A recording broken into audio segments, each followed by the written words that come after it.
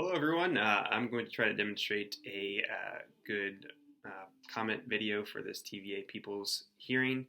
As you can see here, I'm pretty well centered in my frame here. I've got my computer set up on my desk about 2 feet in front of me.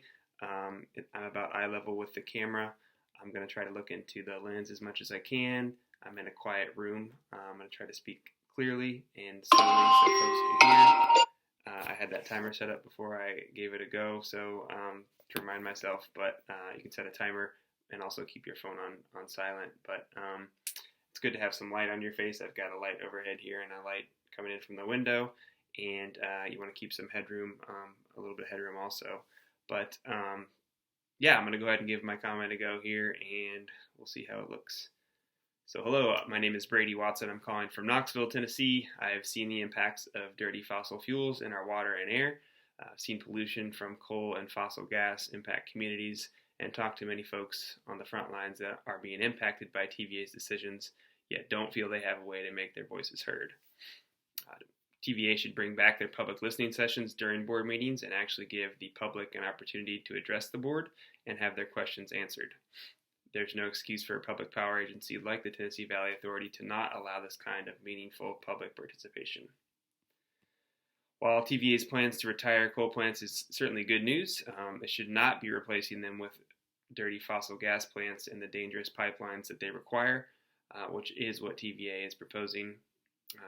These pipelines would bring the risk of methane leaks that will exacerbate the climate crisis and require routing through people's property, which is never a good thing.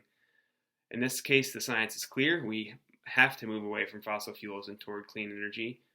And what makes this decision even more perplexing is the fact that TVA has set its own aspirations of being at net zero emissions by 2050. And the Biden administration has set a goal of 100% clean electricity by 2035. But adding these new fossil gas plants would make that virtually impossible, and TVA knows that. So instead of adding more fossil gas that will contribute to the climate crisis and pose risk to our communities, TVA should instead return to its New Deal era roots to lead the clean energy transformation with things like solar, storage, and energy efficiency investments, while also demonstrating to the rest of the country what is possible by reaching 100% clean energy by 2030, which they have the capability to do.